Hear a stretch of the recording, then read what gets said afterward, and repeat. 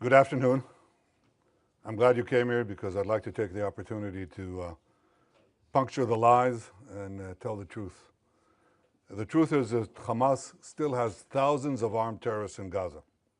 It vows to repeat the savagery of the October 7th massacre and to do so again and again and again.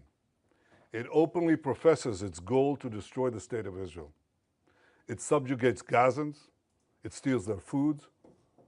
It shoots them when they try to move to safe zones. And I think it's instructive that now many Gazans are fighting back. They're begging us, they're begging the world, free us, and free Gaza from Hamas.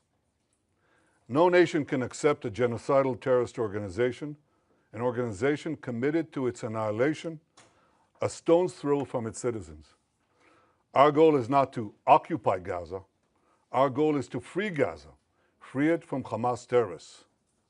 The war can end tomorrow if Gaza, or rather if Hamas lays down its arms and releases all the remaining hostages.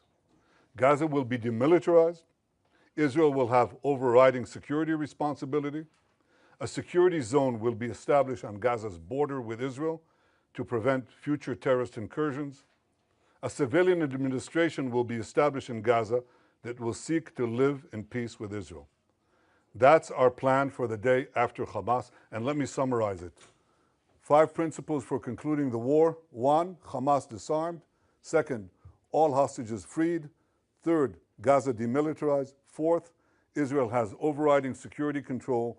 And 5, non-Israeli, peaceful civilian administration. By that I mean a civilian administration that doesn't educate its children for terror, doesn't pay terrorists, and doesn't launch terrorist attacks against Israel. That's what we want to see in Gaza. So it's neither Hamas nor the PA.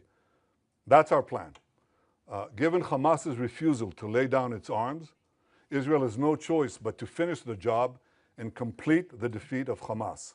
Now, we've done a great deal. We have about 70 to 75% of Gaza under Israeli control, military control. But we have 2 remaining strongholds, okay? These are Gaza City and the central camps in the Muasi. That's roughly, it's schematically presented here, but it's fairly accurate.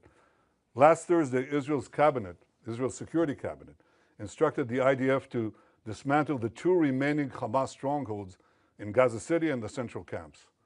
Contrary to false claims, this is the best way to end the war and the best way to end it speedily. We will do so by first enabling the civilian population to safely leave the combat areas to designated safe zones. In these safe zones, they'll be given ample food, water, and medical care, as we've done before. And again, contrary to false claims, our policy throughout the war has been to prevent a humanitarian crisis, while Hamas's policy has been to create it. Since the beginning of the war, Israel has let in close to 2 million tons of aid. I know of no other army that has enabled such aid to go to the civilian population in enemy territory. Now, if we had a starvation policy, no one in Gaza would have survived after 2 years of war. But our policy has been the exact opposite. We let in, as I said, almost 2 million tons of aid and sent millions of text messages, millions of phone calls to Gazans to get out of harm's way. Yet in the last few months, Hamas has violently looted the aid trucks meant to get to Palestinian civilians. They deliberately created a shortage of supply. And the UN consistently refused, until recently, to distribute the thousands of trucks that we led into Gaza through the Kerem Shalom crossing.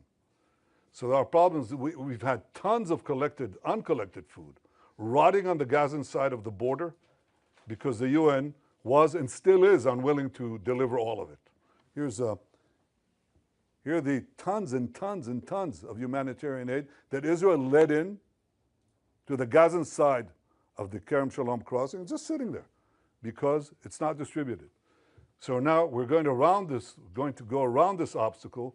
We are going around it by doing 3 things. 1, can I show this, please? Okay.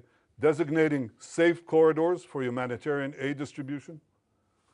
No, that's showing the problem, not showing the solution, but here it is.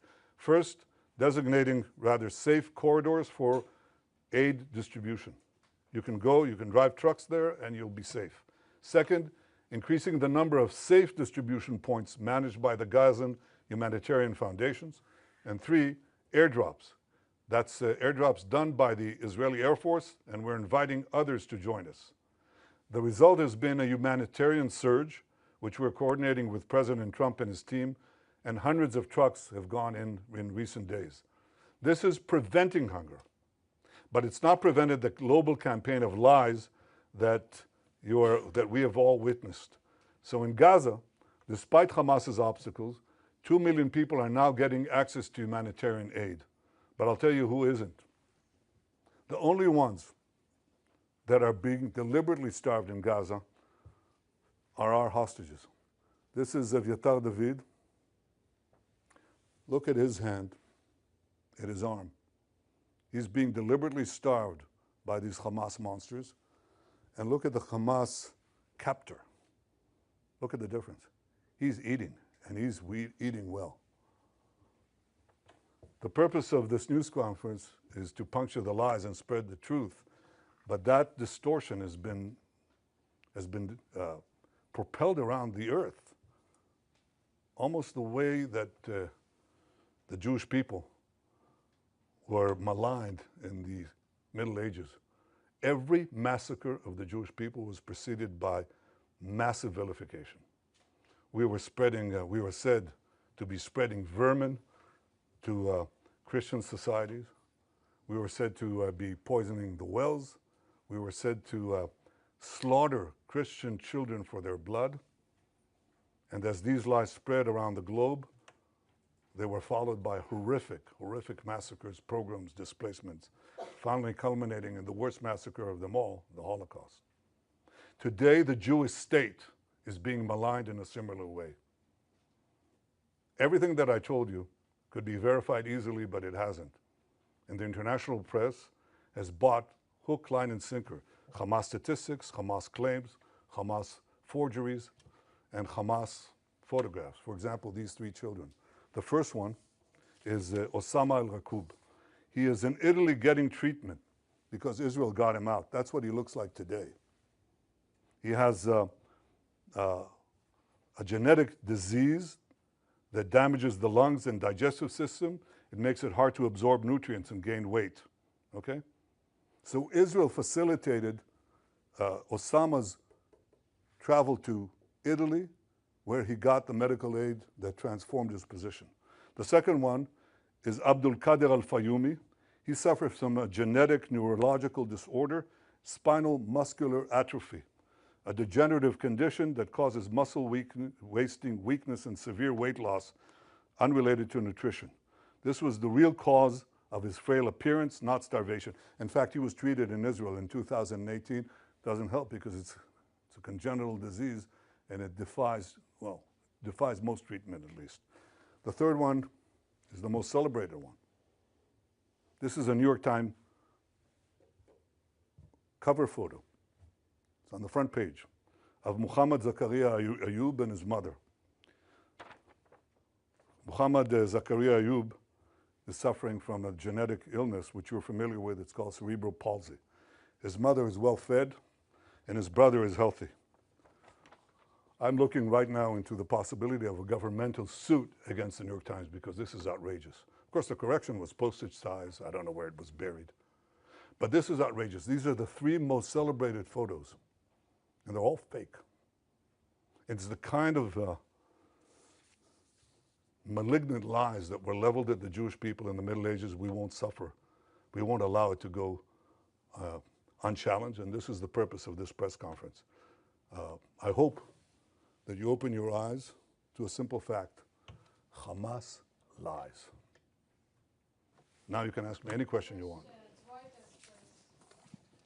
Thank you, Prime Minister. Could you give us, please, a timeline when you expect to conclude the new expansion of the new offensive? And if you can give us a few more details about how you're going to provide about this humanitarian surge and how GHF is going to be involved in this. Thank you. Well, the timeline that we set for the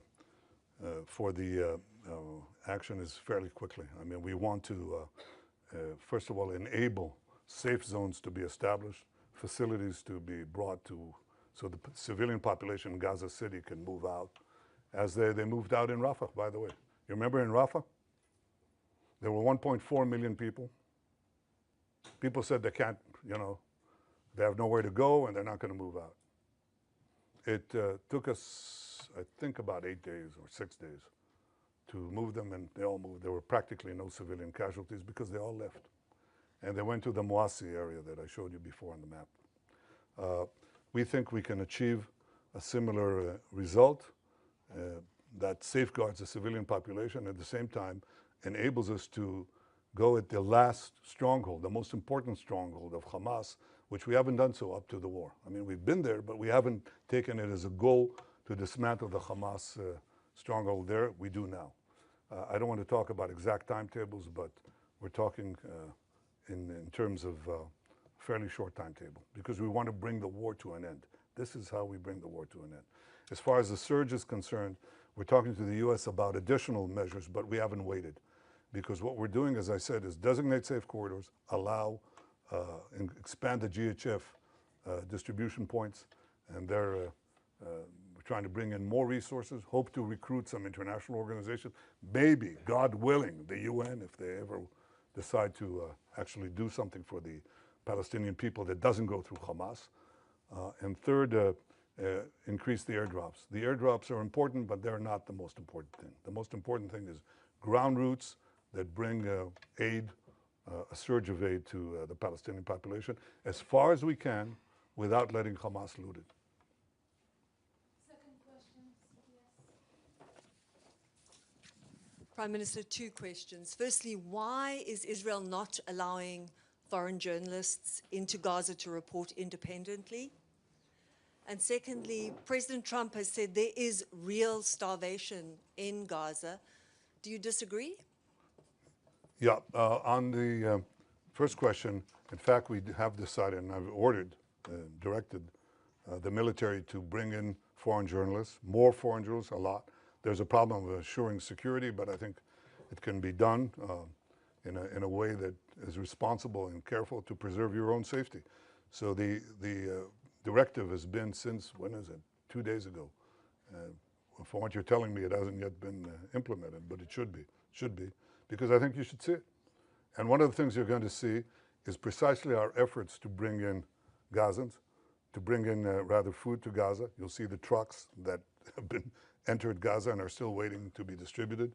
You'll see Gazans who are fighting Hamas. We haven't seen it since the beginning of the war. And that's a reflection of the fact that they know that we're approaching the end stage. And these people are, risking their lives and their families, but they say, we can't take it anymore, and they fight back. And the other thing you'll see is physical destruction. And the physical destruction is not because Israel is destroying structures with people in there. That's not what's happening. Israel, in fact, is clearing the population, as in Rafah. But the Hamas terrorists who may stay in those areas booby-trap just about every single building. Not every single building, but a lot of them. And every road, and every street, and every junction, every intersection. So one of the things that we do is we place basically old APC, armored personnel carriers, with tons of explosives, and we detonate them, and they set off all the booby traps. That's why you see the destruction. And we do similar things in the tunnels. The tunnels, these terror tunnels, we put TNT in them, and we detonate that after people have left. But they're under buildings, so the buildings collapse. That's why you see destruction. You see destruction not because we go after civilian populated areas, but in fact areas that have been cleared of civilians and are still rife with terrorists. And that's how we've been able to reduce actually the civilian casualties and increase, of course, the terrorist casualties. I very much appreciate President Trump's support through this entire seven-front war, his magnificent cooperation in the battle to stop the existential threat from Iran, his support throughout, and his support now. He says 2 things. He says all 20 hostages have to be released, and he says Hamas should not be there. And I think that he, like me, he recognized the fact that there have been deprivations in Gaza caused by Hamas. Hamas has been the cause of that. And what we have to do is overcome it. So we're working together to overcome it. Thank you, Prime Minister. Is Israel working, proceeding in the belief, in the understanding that it can and will recover all 20 hostages alive militarily? Or is it proceeding in the belief or understanding that conditions of their captivity, Hamas strategy, will make that impossible? Look, my goal is to get all of the 20 out alive and also all the ones who are not alive. In the beginning of the war, we were told by a very senior commander, he said, look, we have to get used to the idea that we're not going to see even one of them alive. And I disagreed. I said, we'll get most and possibly all of them if we apply judiciously both military pressure and political, diplomatic pressure. So far, out of 255 hostages, we got 205 out, of which 148 are alive. 148 are alive. We have 20 living ones left in Hamas captivity, and 30 who are not alive, as I said before. If we don't do anything, we're not going to get them out. The option of just doing a war of attrition from defensive positions has not proved itself, and I think it will just, it won't get them out, but I think it will draw us into a protracted conflict that doesn't bring the war to an end. The move that I'm talking about, I think, has the possibility of getting them out. We're talking about how to, I don't want to go into details, but how to get the remaining hostages alive as we close in on Hamas. And there are various ways that I think, creative ways that this can be done, but again, I won't go into that now. Thank you, Prime Minister. 2 questions, please. You've just shown the horrific photo of Eviatar David, who's kept hostage in Gaza. We know that the hostages' days are numbered. So how will prolonging the war bring them home? And second question, you stated that Gaza would be passed to civilian governance that is not Hamas and not the Palestinian Authority. Can you specifically identify who this civilian governance would be? Do you have any concrete entities or individuals in mind? And is there a timeline for establishing this administration? Yeah, well, I don't want to prolong the war. I want to end the war. And I think the other suggestions would have prolonged it. We may have gotten maybe a dripping of hostages, even though Hamas showed no willingness to do that. And then they just go on and on and on, and we'd have this endless. Unless you are willing to just say, Israel, capitulate, go out. And even then, I don't think we'll get all the hostages. And if we capitulate, it means that Hamas will rearm, regroup, and carry out all the threats that it openly professes every day, by the way. Every day they say, we're going to do the October 7th massacre again and again, and we're going to destroy the state of Israel. You can't leave them there, So we're not going to do that. So my goal is not to prolong the war. My goal is to end the war. And I think that prolonging the war means that many of them could be starved to death. That's exactly the point. I don't want that. As far as the specific partners for the civil governance of Hamas, we're actually, I think the 5 principles are generally widely accepted. And it's instructive that some of the Arab countries, quite a few of them actually, said that Hamas has to be disarmed. I think this is the starting point. And look at what is happening in Lebanon as a result of our action. The Lebanese government, the new Lebanese government, is talking about disarming Hezbollah. Who would have believed it? Well, some of us did. I did.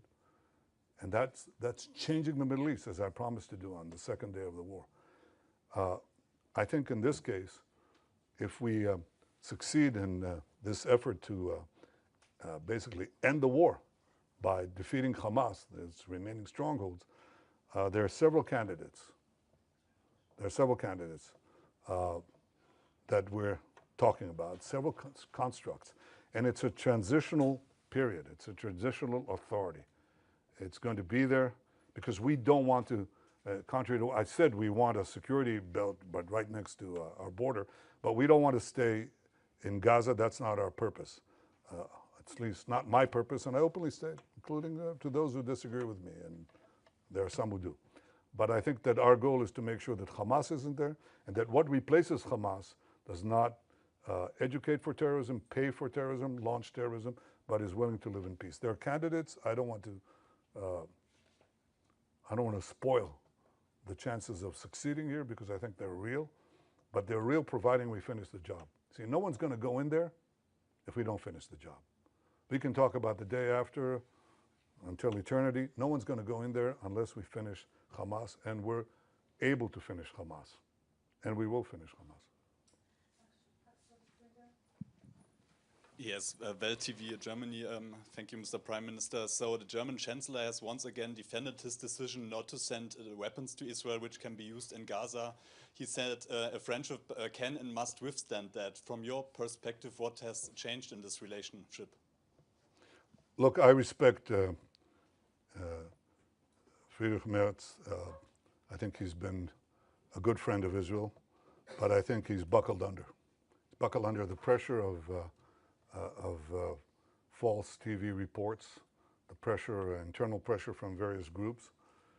And I can say this, and I don't want to talk about him specifically, but I want to say this.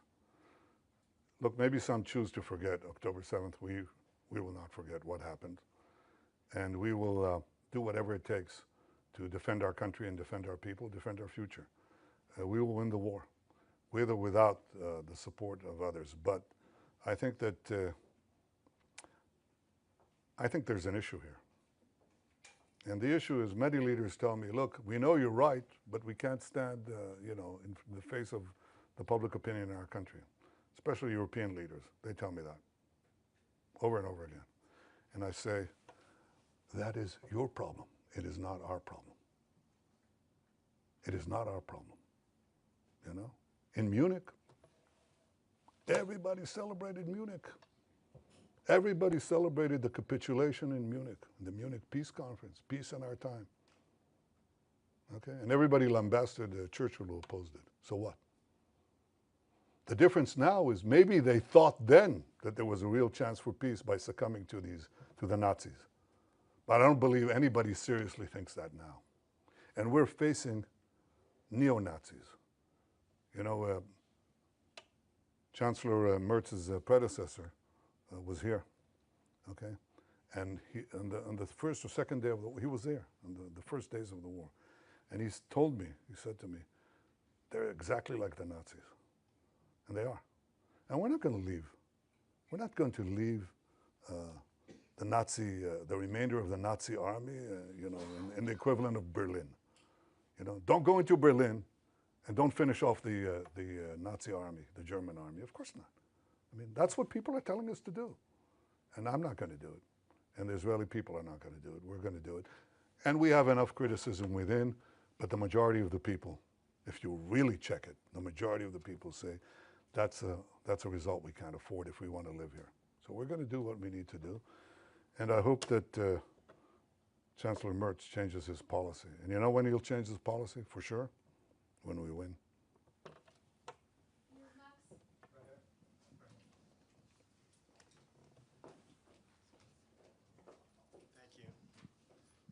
Thank you, Prime Minister. You talked about the 7-front battle. There's an 8th front, the propaganda war, the information war. Is Israel winning or losing this war? And also, have you spoken with President Trump since the Security Cabinet approved this plan? If so, can you share some of the details of that conversation? If not, do you plan on speaking with him at some point soon? And is he planning to also come to Israel at some point? Well, I suggest you ask him that. But I haven't spoken to him since next Thursday. Yes, I intend to speak to him very soon. You asked about, sorry, could you repeat the first part of your question? The first part was about the propaganda. Oh, the propaganda war? Well, look, no, I think that we've not been winning it, to put it mildly. I think there are vast forces that are arrayed against us. Among other things, the algorithms of the social network that are driving a lot of everything else, you know, and people who really know, and they're the foremost people in this field in the world. They're telling me that about 60% of the responses on the social media are bots. They can categorically say they're bots. And they're bots that, especially in America, they want to attack the support that Israel has from the Republican side. So they describe how, themselves as homespun Southerners, except they're riding from Asia somewhere. That's a big issue. We have to contend with it, and we also have to stand up and tell the truth. Probably at greater frequency than we're doing now. That's exactly what I'm trying to do now. But again, if you want to win this war, end it speedily. End it speedily. Expose the lies as much as you can. End it speedily, and that's how you win the war. You win the war, the propaganda war, by winning the war and winning the peace. That's the simplest way to do it, and it's about time to do that. Sky News UK. Last question, please. Last question. Thank you, Prime Minister. Given what the IPC says is the unfolding spectre of famine in the Gaza Strip, would you accept that your 11-week blockade, complete blockade on Gaza, played a role in that?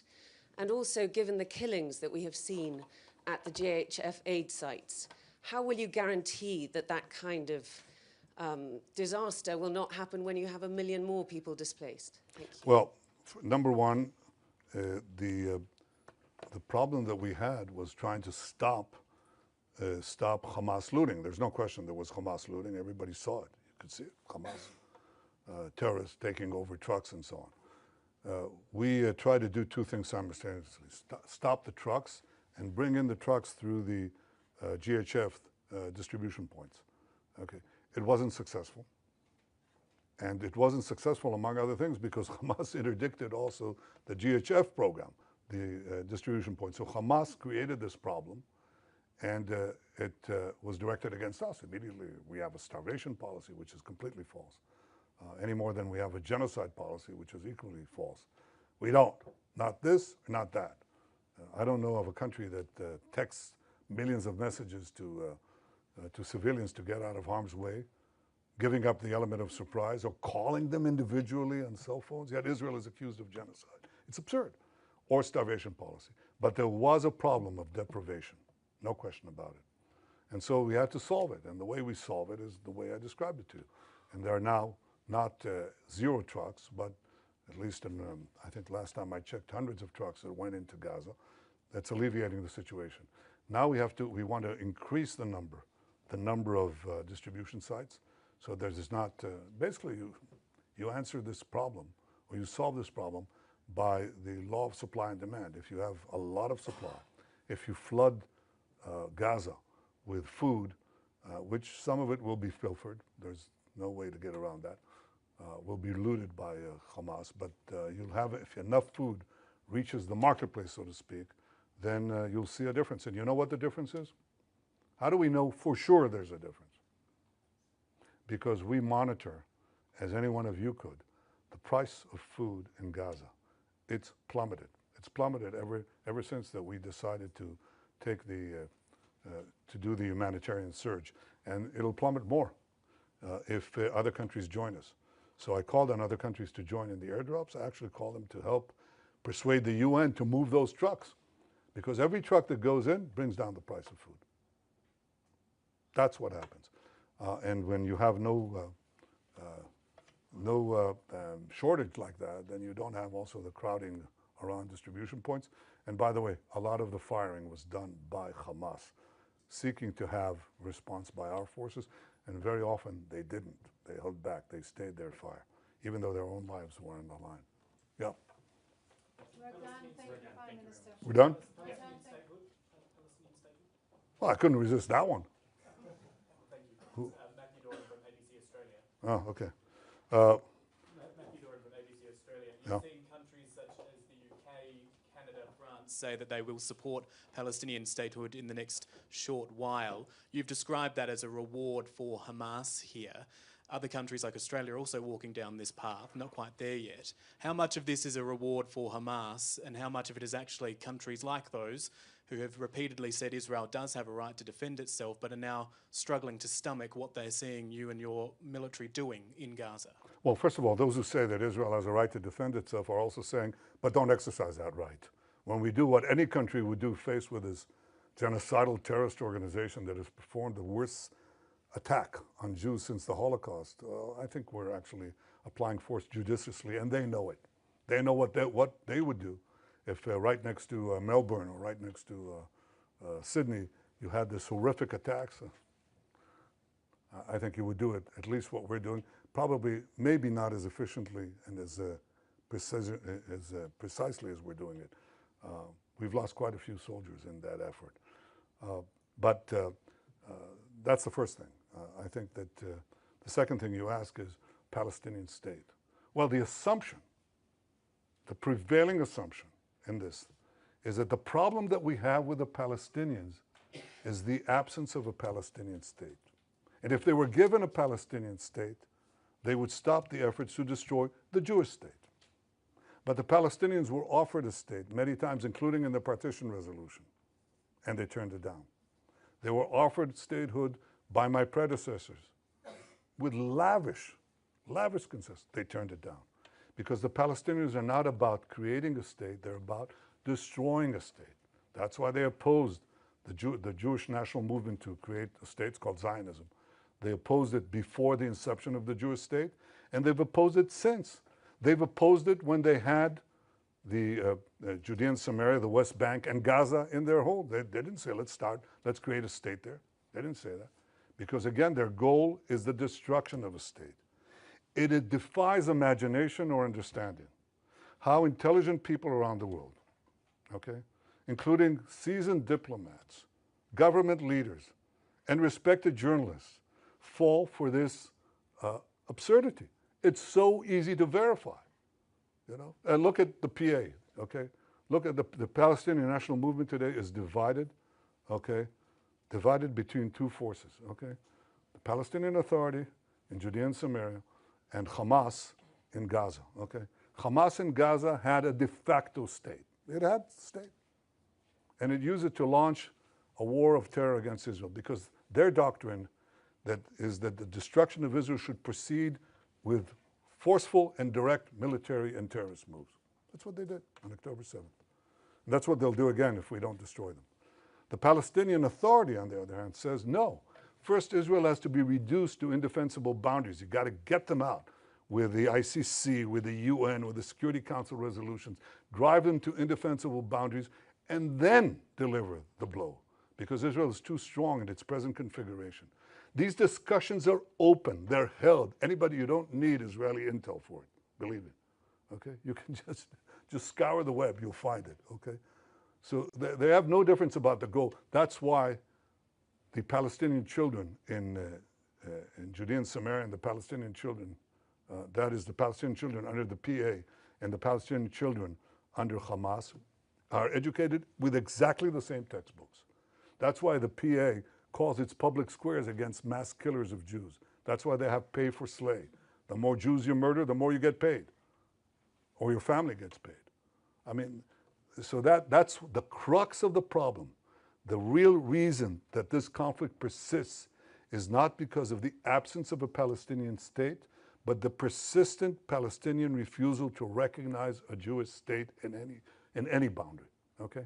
Now, when you give them a Palestinian state, when they haven't abandoned the goal of destroying the Jewish state, all you're doing is you're bringing the next war closer.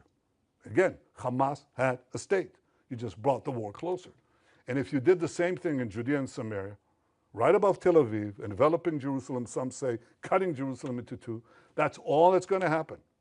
You're going to have the radicals again take it over, Iran take it over, and start a state from improved boundaries, start a war with improved boundaries.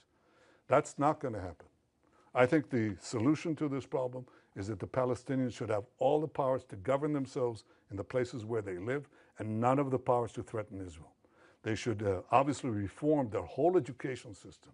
They should reform their whole historical outlook and say, all right, you know, we accept that Israel is here to stay, not as a fact, as a physical or geographic fact, but as a fact of historical equity. You know, if they want to live here next to us, they have to stop seeking our destruction. And to give them an independent state with all the trimmings, okay, is to invite a future war and a certain war. And that's something that today the Israeli public forcefully opposes. Before the war, by the way, it was about, you know, third, two-thirds in the overall population. probably 60-40, or even more, sorry, against in the Jewish population. But now it's changed more dramatically. I mean, we had a vote in the Knesset a few months ago about the possibility of, having a Palestinian state, and the result was 99 to 9. 99 to 9. And that covers a very broad spectrum. And today, most of the Jewish public is against the Palestinian state for the simple reason that they know it won't bring peace, it'll bring war. To have European countries and Australia march into that rabbit hole, just like that, fall right into it, and buy this canard is disappointing. And I think it's actually shameful, but it's not going to change our position. Again, we will not commit national suicide to get a good op-ed for 2 minutes. We won't do that. Thank you. Thank you very much. Thank you very much.